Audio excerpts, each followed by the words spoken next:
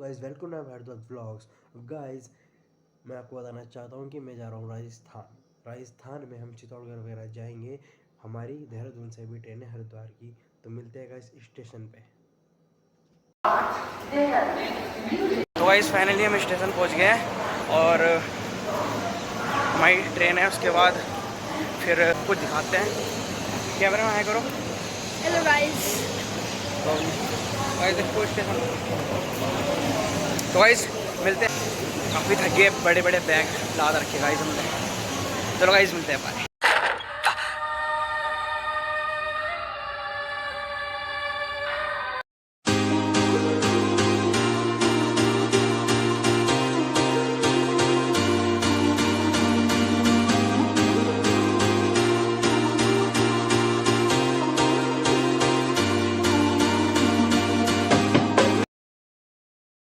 मंदिर जा रहे हैं सावरिया सेठ।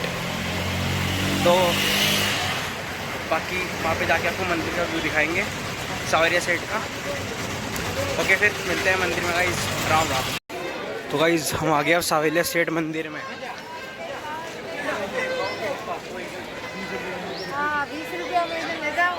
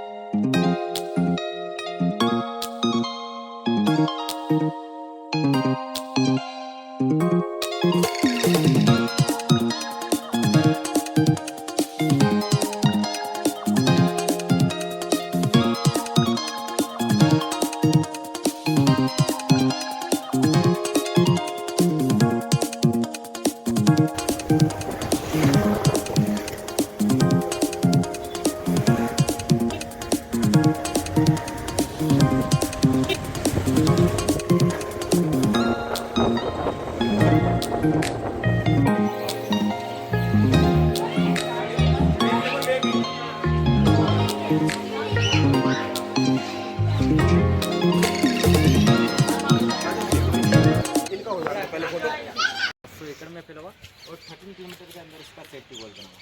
इसका जो इतिहास रहता है 1500 साल पुराना इतिहास रहता है।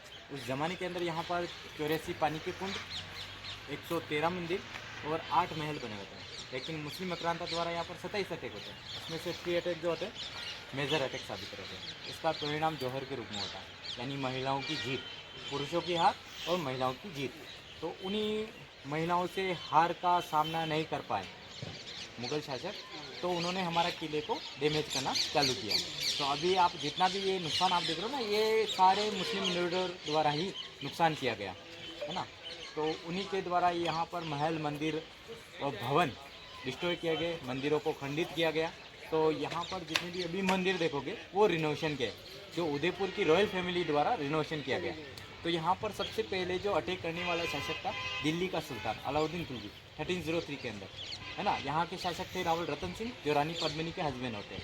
उनकी सुंदरता के बारे में बहुत सारे लेखकों ने और इतिहासकारों ने बताया कि वो इतनी सुंदर होती, पानी पीती, पान खाती, तो उनके गले से उतरते हुए दिखाई देता है। उसी सुंदरता के बारे में अलाउद्दीन खिलजी सुनकर आया, है ना, ऐसा बताया जाता है।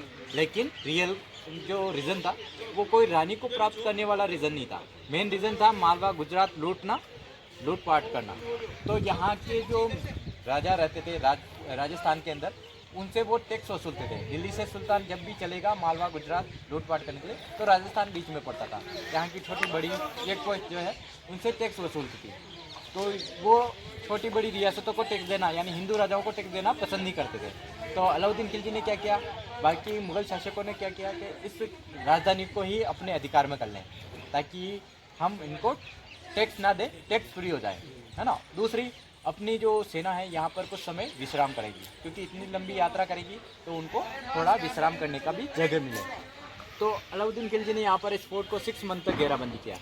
रानी पद्मिनी को लगा कि हमारी जो सेना है वो कमज़ोर पड़ेगी, क्योंकि अन्य राज्य हमारा सहयोग नहीं कर पा रहे हैं, है ना। अलाउद्दीन खिलजी की क्रूरता के बारे में वो जानते थे, है ना।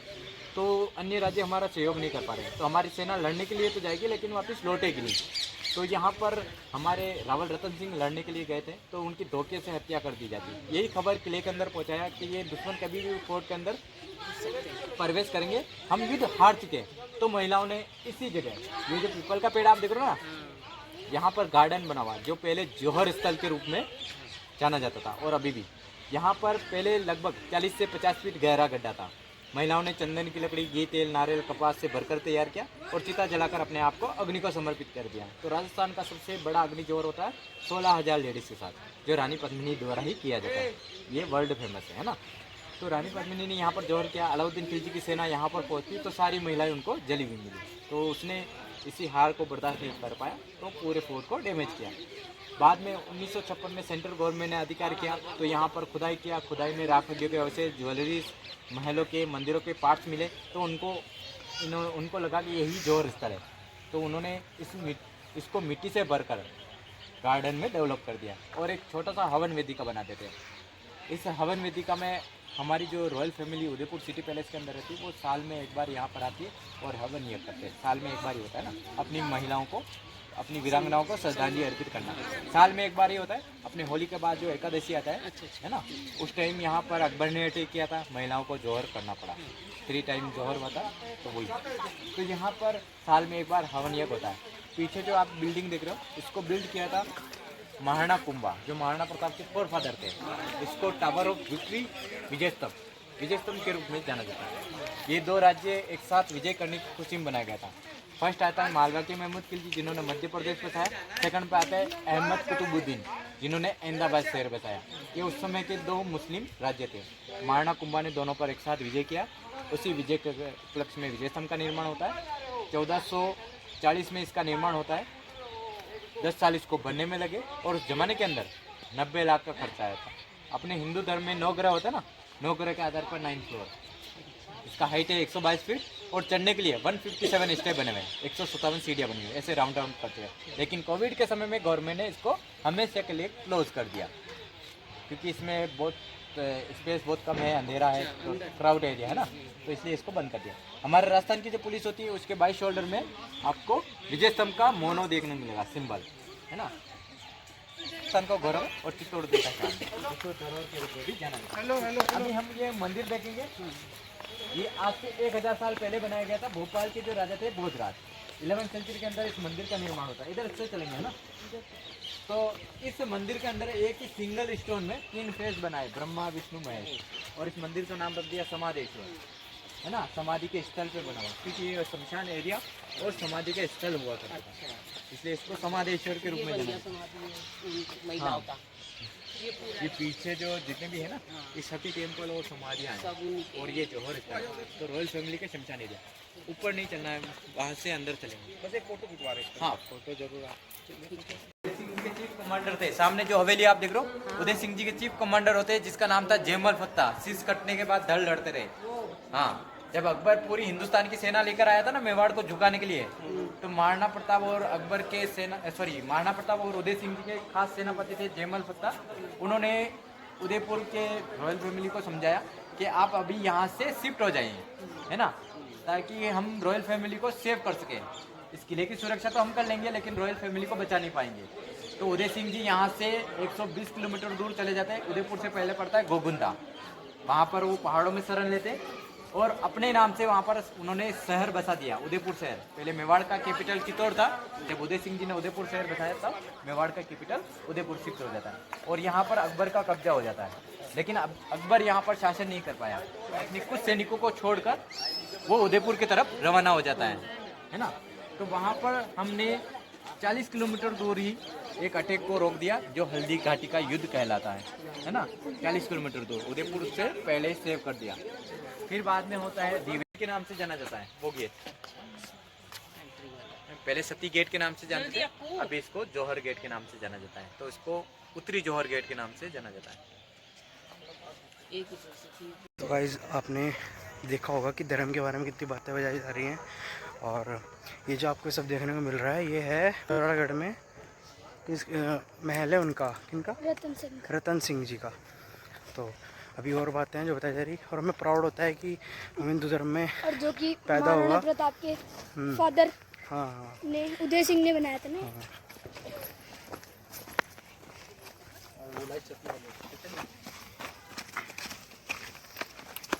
भीड़ बहुत है।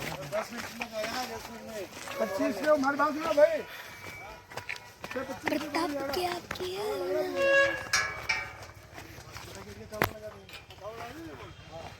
प्रताप क्या गाइस धर्म के बारे में की बातें सुन के बड़ा प्राउड फील होता है। ऊपर से एक तो हिंदू और गाइस और सौभाग्य से गाइस हम ब्राह्मण हैं।